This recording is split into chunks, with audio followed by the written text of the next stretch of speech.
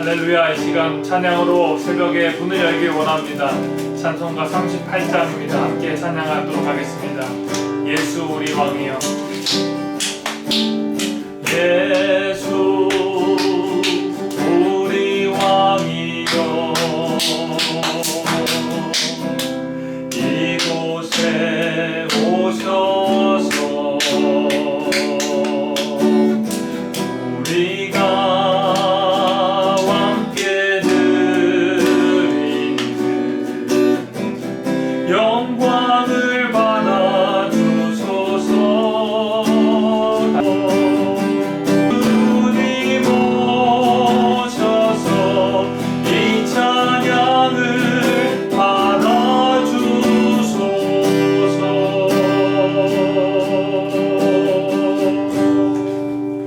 할렐루야. 이 시간 찬양 한 장 더 하겠습니다. 찬송가 540장입니다. 찬송가 540장, 주의 음성을 내가 들으며 함께 찬양합니다.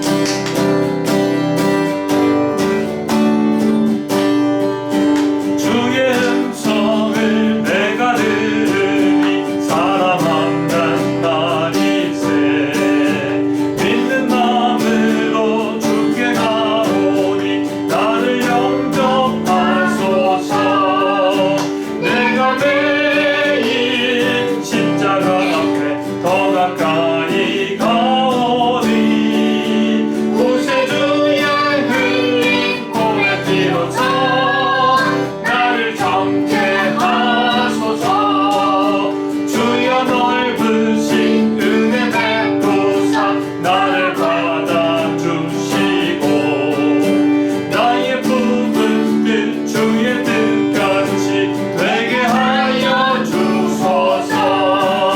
내가 매일 십자가 앞에 더 가까이 가오니 구세주의 흘린 복의 피로써 나를 정케 하소서.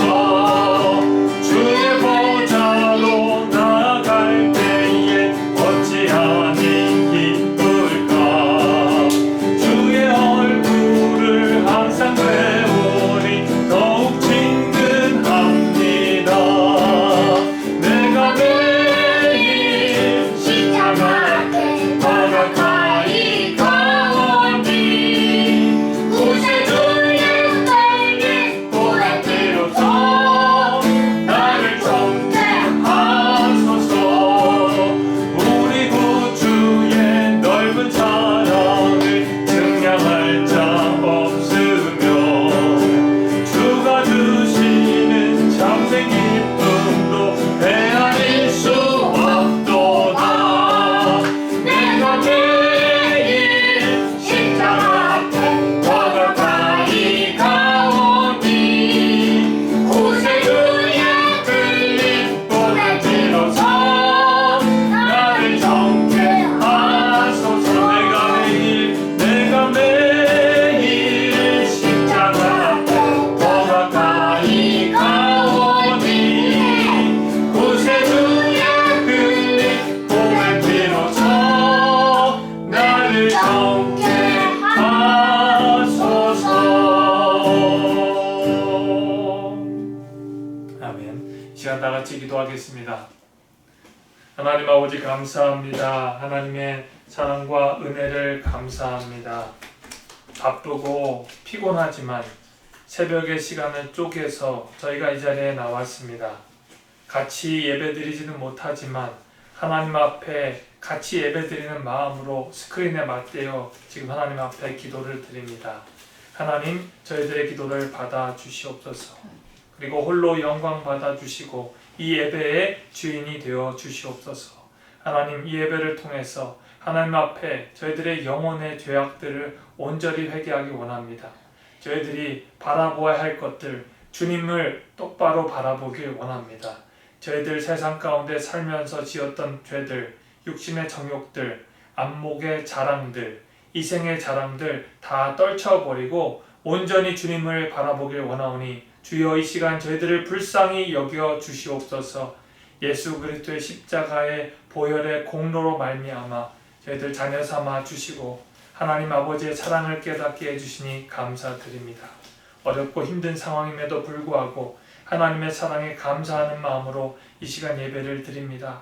저희들 삶 가운데 감사의 거리들이 없을 것이라고 생각하지 않도록 도와주시고 온전히 하나님이 주시는 그 감사의 것을 찾아봄으로 말미암아 주님이 주시는 감사의 제목들이 다른 사람들을 통해서도 많이 전파될 수 있도록 은혜 내려 주시옵소서. 오늘 말씀을 통해 역사하실 주님을 기대합니다. 느헤미야 말씀을 묵상하게 하여 주시고 이 말씀을 통해 하나님 앞에 온전히 사로잡혔던 느헤미야를 보게 해주셔서 감사합니다.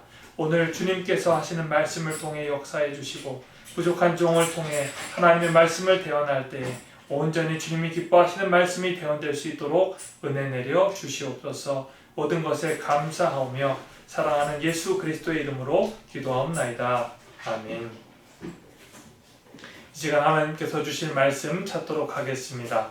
느헤미야서 2장 11절로부터 20절 말씀 읽도록 하겠습니다. 구약성경 느헤미야 2장 11절로 20절 말씀입니다. 11절로 12절 그리고 17절로 20절만 읽겠습니다. 11절로 12절 그리고 17절로 20절 다 같이 읽도록 하겠습니다. 시작. 내가 예루살렘에 이르러 머무른 지 사흘 만에 내 하나님께서 예루살렘을 위해 무엇을 할 것인지 내 마음에 주신 것을 내가 아무에게도 말하지 아니하고 밤에 일어나 몇몇 사람과 함께 나갈새 내가 탄 짐승 외에는 다른 짐승이 없더라. 17절 말씀입니다. 후에 그들에게 이르기를 우리가 당한 곤경은 너희도 보고 있는 바라. 예루살렘이 황폐하고 성문이 불탔으니 자 예루살렘 성을 건축하여 다시 수치를 당하지 말자 하고 또 그들에게 하나님의 선한 손이 나를 도우신 일과 왕이 내게 이른 말씀을 전하였더니 그들이 말이 일어나 건축하자 하고 모두 힘을 내어 이 선한 일을 하려 하매 호론 사람 산발락과 종이었던 암몬 사람 도비야와 아라비아 사람 게셈이 이 말을 듣고 우리를 업신여기고 우리를 비웃어 이르되 너희가 하는 일이 무엇이냐 너희가 왕을 배반하고자 하느냐 하기로 내가 그들에게 대답하여 이르되 하늘의 하나님이 우리를 형통하게 하시리니 그의 종들인 우리가 일어나 건축하려니와 오직 너희에게는 예루살렘에서 아무 기업도 없고 권리도 없고 기억되는 바도 없다 하였느니라. 아멘. 오늘 말씀은 너무 바빠서 기도합니다. 너무 바빠서 기도합니다 라는 제목으로 하나님의 말씀을 전하도록 하겠습니다. 현대인들이 얼마나 바쁜지 모릅니다. 직장 생활로, 가정의 육아로, 또 연애로 많은 일로 바쁩니다. 예전에 사셨던 분들과는 비교할 수 없을 정도로 바쁜 삶을 살고 있습니다. 왜 그렇습니까? 세상의 삶의 속도가 예전과는 비교할 수 없을 정도로 바쁘고 복잡해졌기 때문입니다. 예전에는 직업 하나 가지고 평생 동안 살 수 있는 그 원잡 라이프라고 하죠. 하나의 잡을 갖고 있으면 세상을 오랫동안 살 수 있다. 평생 동안 살 수 있다라고 했지만 지금은 잡이 2개, 3개 여러 가지 잡을 갖고 있는 분들을 많이 볼 수 있게 됩니다. 얼마나 바쁜지 모릅니다. 그런데 오늘 말씀 제목을 너무 바빠서 기도합니다 라고 정했습니다. 이것은 빌 하이베스 목사님이 쓴 책의 제목이기도 합니다. 그 책의 원제목은 이렇게 되어 있습니다. Too busy not to pray. 기도하지 않기에는 삶이 너무 바쁘다라는 뜻을 갖고 있습니다. 우리의 삶이 기도하지 않고는 견딜 수 없을 정도로 바쁘게 진행된다. 결론은 기도는 필수 불가결이다 한 일이다 라고 설명하고 있는 것입니다. 이 책의 내용에 4가지 내용이 있습니다. 우리가 기도해야 될 4가지 기도의 제목들이 있다는 겁니다. 이것을 A, C, T, X, H 활동이라고 할 수 있는데 앞에 이니셜만 따서 말하는 것입니다. 첫 번째는 A, Adoration, 찬미라는 뜻입니다. 기도는 하나님 앞에 찬미를 드려야 한다는 겁니다. 두 번째, C. confession. 회개라는 뜻이에요. 기도에 회개가 빠지면 안 된다는 겁니다. 하나님 앞에 우리의 죄를 회개하는 것이 기도의 큰 덕목 중에 하나라는 것입니다. 세 번째, T. thanksgiving. 하나님 앞에 감사의 제목을 찾으라는 겁니다. 감사의 내용이 기도에 꼭 있어야 한다는 내용입니다. 마지막으로 S. supplication. 하나님 앞에 간구해야 된다는 겁니다. A. adoration. 찬미. C. confession. 회개. 그리고 T. thanksgiving. 그리고 S. supplication. 간구. 찬미, 회개, 감사, 간구. 이 네 가지 덕목이 하나님 앞에 꼭 드려야 할 기도의 내용이라는 겁니다. 여러분, 기도가 여러분 삶의 최우선이 되고 있습니까? 너무 바빠서 기도하지 못하고 있습니까? 아니면 여러분 삶이 너무 바쁘기 때문에 꼭 시간을 떼어서 하나님 앞에 기도하고 있습니까? 오늘 이 새벽 제단이 여러분이 너무 바쁘기 때문에 시간을 떼어서 나와서 드린 이 기도의 시간이 되기를 바랍니다. 오늘 본문에 나오는 느헤미야가 바로 너무 바빠서 하나님 앞에 꼭 기도했던 사람이었습니다. 느헤미야, 오늘 본문 느헤미야 2장 11절 말씀 제가 읽도록 하겠습니다. 내가 예루살렘에 이르러 머문 지 사흘 만에. 오늘 말씀은 이렇게 기록하고 있습니다. 느헤미야가 드디어 예루살렘에 머물렀다는 겁니다. 지난주 말씀 2장 초반 말씀, 그리고 지지난주 말씀 1장 말씀을 읽어보면 느헤미야가 어떻게 수산성에서부터, 페르시아에 있는 수산성에서부터 지금 예루살렘까지 왔는지 잘 설명하고 있습니다. 이것은 전적인 하나님의 은혜였습니다. 하나님께서 하나님의 주권으로 말미암아 느헤미야를 그 먼 곳, 천여 킬로 떨어진 곳에서 지금까지 인도해 주셨습니다. 느헤미야가 그 바쁜 가운데도 놓지 않았던 것은 하나님께 드리는 기도였습니다. 지지난주에 우리가 나눴죠. 첫 번째, 그의 길이 열려지게 된 형통의 비결은 그가 하나님 앞에 회개 기도를 드림으로 말미암았다. 그리고 지난주에 나눴던 2장 초반의 말씀, 그가 하나님 앞에 나아갈 때 끊임없이 드렸던 그 묵도가 하나님이 그의 삶을 열어주셨고, 왕 앞에 나갔음에도 불구하고 그 급박한 시간에, 짧은 시간 동안 그가 묵도하였다. 하나님 앞에 드리는 그 기도를 하나님이 들어주시고 그의 길을 열어주실 뿐만 아니라 그가 갈 때도 가는 길도 열어주시고, 또 그에게 살림 감독 아삽이라는 삶을 통해서 목재를 공급해 주시고, 또 마병도 허락해 주셔서 그가 원활하게 바벨론부터 예루살렘까지 가게 해주셨다라고 말씀하고 있습니다. 오늘 말씀은 그 이후에 있는 말씀입니다. 시간이 약 2달간 지난 후였죠. 그리고 그가 예루살렘에 도착한 후였습니다. 그가 했던 것이 무엇이었습니까? 그는 3일 동안 아무것도 하지 않았습니다. 예루살렘에 머문 지 3일 만에 그의 사역을 시작했다는 것이 바로 오늘 본문의 내용입니다. 아무리 왕의 조서를 받고 그 일을 한다 한즉 그에게 많은 시간이 주어진 것은 아니었습니다. 그에게 시간은 금과 같은 것이었습니다. 빨리 2달 동안 그곳에 머무른 그가 해야 된 것은 성벽을 건축할 사람들을 알아보고 일을 당장 수행하는 것에 있었습니다. 하지만 그는 3일간의 시간을 허비하고 맙니다. 3일의 시간 동안 얼마나 많은 것을 할 수 있겠습니까? 3일간에 그가 많은 사람들을 만나서 설득하고 그들에게 찾아갔으면 얼마나 많은 사람을 만날 수 있겠습니까? 하지만 성경은 그가 3일 동안 한 기록을 아무것도 남겨놓지 않습니다. 우리는 쉽게 그가 3일 동안 무엇을 했는지 추측할 수 있겠습니다. 왜냐하면 그의 1장과 2장의 삶의 모습을 통해 그의 삶의 모습을 연결시켜보면 그는 3일 동안 쉬고 또 안식을 누렸던 것이 아니라 하나님 앞에 초점을 맞추고 무엇을 해야 할지, 무엇이 옳은지, 무엇이 과연 하나님 앞에 기쁘게 이 성벽을 완성할 수 있을지 하나님 앞에 초점을 맞추는 시간이었음을 우리가 쉽게 확인할 수 있는 것입니다. 그 기도의 결과가 무엇이었습니까? 아무리 바쁘지만 만사를 제쳐놓고 우선순위를 기도에 맞춰놓고 기도했을 때 그에게 일어난 결과는 무엇입니까?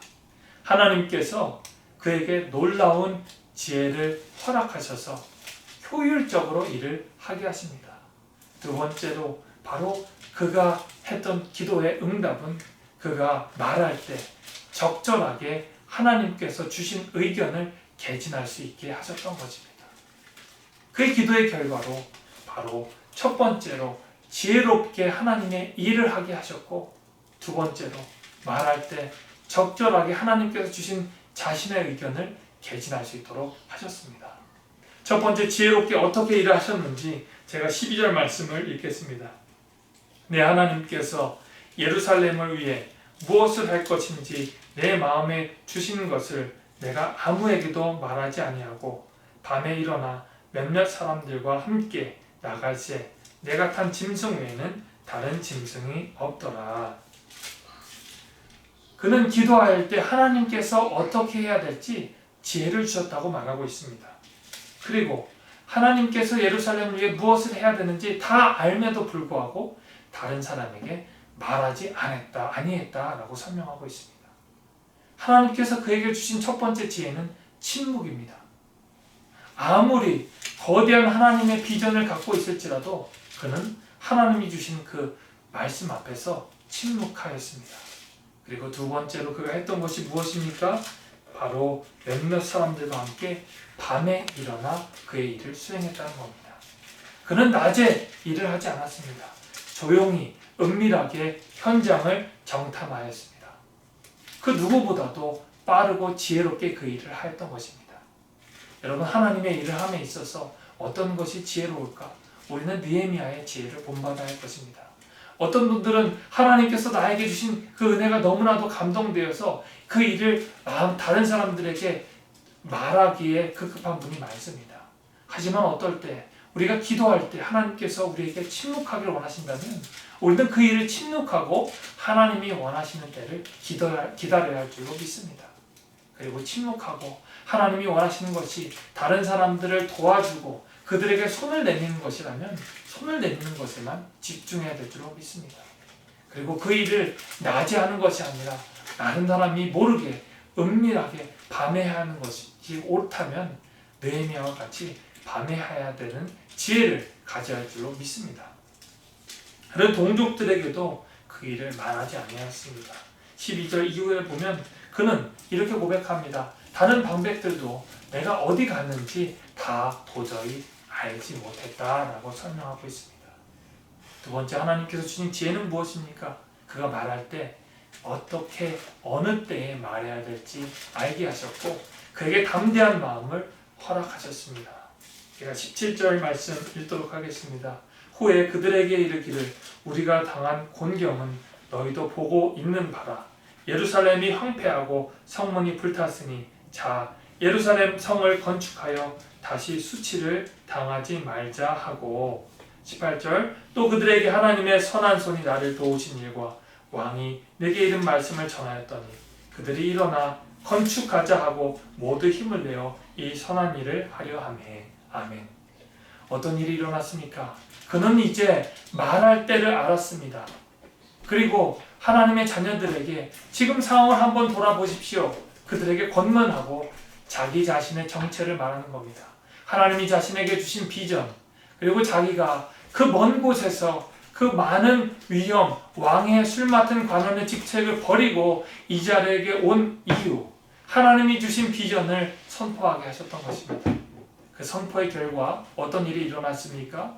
바로 그들의 마음이 움직였습니다. 그리고 그들의 마음에 이렇게 고백하게 하셨습니다. 자, 우리 일어나서 건축하자라고 말하는 겁니다.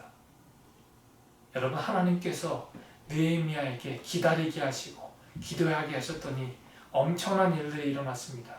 1장, 2장 이후에 오늘 3장 드디어 본진에 도착해서 예루살렘에서 그가 3일간 머물러 기도했을 때 그로 하여금 침묵하게 하시고 그로 하여금 움직이게 하시고 마지막에 그로 하여금 말하게 하였습니다. 그 결과는 그의 동족들로 하여금 마음이 감동되어서 일어나서 합력하여 건축하게 하였던 역사가 일어났던 것입니다. 얼마나 어려운 일이었겠습니까? 자기가 알지도 못하는 그런 지역, 단지 조상들로부터 들었던 그 예루살렘 땅에 가서 자기의 동족들에게 이 말을 전할 때 그의 마음이 감동하게 된 것은 전적인 하나님의 은혜였던 것입니다. 하지만 그 은혜가 일어나기 위해서 필요했던 그 마중물은 바로 느헤미야의 기도였던 것입니다. 느헤미야의 이 3일간의 침묵의 기도를 통해 하나님께서 그에게 마스터 플랜을 알게 해주시고 그 플랜대로 하나하나 효율적으로 자기 일을 감당해 나갈 때 성벽이 이루어질 수 있는 많은 사람들을 모이게 하셨던 것입니다. 여러분, 이 3일의 기간, 이 기간이 얼마나 소중합니까? 느헤미야는 이 3일의 기간 말고도 느헤미야 1장부터 2장까지 왕에게 이야기하지 않는 그 4개월의 침묵 기간도 갖게 되었습니다. 그 침묵 기간 동안 그는 하나님 앞에 기도할 때 하나님이 그에게 지혜를 주시고 할 길을 알려주셨습니다. 여러분, 서두름이 얼마나 나쁜 겁니까? 서두름보다 더 중요한 것은 침착하게 지내는 것입니다. 침착함보다 더 중요한 것은 하나님의 때를 알고 그 기간을 선용하며 하나님 앞에 기도하는 것인 줄 믿습니다. 사도 바울의 이야기를 전해드리면 여러분이 더 이해가 쉬울 것입니다. 사도 바울이 다메섹으로 가는 도중에 예수 그리스도를 인격적으로 환상 중에 영접합니다. 예수님을 만나고 나서 그의 삶 가운데는 특별한 변화가 일어나진 않았습니다. 하지만 그의 마음속에는 이제 더 이상 예수님을 핍박하는 사람에서 예수님을 전하는 자의 마음으로 마음이 바뀌었던 것입니다. 그는 아라비아 광야에서 3년 동안을 유숙합니다. 그 이후에 예루살렘에 가서 자기 동족들에게 복음을 전하려고 시도를 합니다. 하지만 그것이 원활치 않습니다. 그래서 그의 고향인 길리기아 다소에 가서 약 10여 년 동안 칩거하게 됩니다. 성경은 길리기아 다소에 있는 사도 바울의 내용을 기록하지 않습니다. 그가 그곳에서 무엇을 할지 성경은 철저히 침묵합니다. 하지만 그의 동역자인 안디옥의 바나바가 그를 길리기아 다소에 가서 다시 초청함으로 사도 바울의 사역이 다시 시작됩니다. 아라비아 광야에서의 3년 그리고 길리기아 다소에서의 10년 동안의 사도 바울의 모습을 통해 사도 바울의 침묵을 통해 하나님은 그를 철저히 연단시키고 기도의 사람으로 만들어 주셨습니다. 그리고 그 이후에 그의 사역을 더욱더 흥왕하게 만들어 주셨던 것입니다. 이후에 그의 사역을 통해 그는 약 3차례의 기간 동안 전도 여행을 떠나게 되고 수많은 바울 서신을 기록할 수 있도록 하여서 우리가 하나님의 말씀이 어떻게 살아서 움직여서 역사하는지 알도록 하셨습니다. 하나님께서는 여러분에게 침묵의 시간을 허락하실 때가 있습니다. 지금 코로나 바이러스를 통해서 우리가 강제적으로 쉘터 인 플레이스에 갇혀 있게 됩니다. 얼마나 답답하고 힘듭니까? 그리고 여러분들의 삶이 집안 가운데서 섞여 있어서 얼마나 복잡합니까? 바쁘십니까? 하지만 이럴 때일수록 우리가 기도의 시간을 우선순위에 두어야 할 줄로 믿습니다. 삶의 시간 중에 가장 우선순위의 시간을, 기도의 시간을 두어서 여러분의 삶이 바쁠지라도 여러분의 삶의 초점을 예수 그리스도에 맞출 때 여러분들의 삶을 통하여 하나님께서 역사하실 줄 믿습니다. 너무 바쁠지라도 하나님 앞에 기도하는 것이 최선의 시간이요, 최고의 효율의 시간이요, 그리고 하나님 앞에 쓰임받는 시간인 줄로 믿습니다. 오늘 이 느헤미야의 기도가 여러분의 기도가 될 줄로 믿습니다. 하나님 앞에 간절히 기도하는 이 아침이 되기를 간절히 소망합니다. 이 시간 제가 4가지 기도 제목을 드리도록 하겠습니다. 4가지 기도 제목. 첫 번째 기도 제목입니다. 기도의 시간을 내 삶의 최우선 순위로 삼게 하소서. 여러분, 느헤미야가 했던 그 기도처럼 모든 사역의 시작은 기도입니다. 하나님, 내 기도의 시간을 삶의 최우선으로 삼게 해주시옵소서. 두 번째, 느헤미야처럼 하나님의 사명 앞에 순종하는 자가 되게 해달라. 세 번째, 코로나로 인해 힘들어하는 환자들 그리고 교회 성도들이 있다면 하나님 그들을 저희를 찾아가 위로해 주십시오. 마지막으로 한마음 사랑교회가 지금처럼 늘 주님을 바라보는 교회가 되도록 해달라고 기도하는 이 아침이 되기를 바랍니다. 여러분의 기도의 용량만큼 기도하시고 여러분의 각자의 자리로 돌아가도록 하겠습니다. 다 같이 기도하도록 하겠습니다.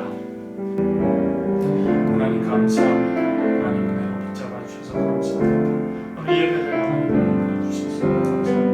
예배를 듣고 영광 받아주시고 기뻐하시는 예배를 생각할 수 있도록 주시옵소서.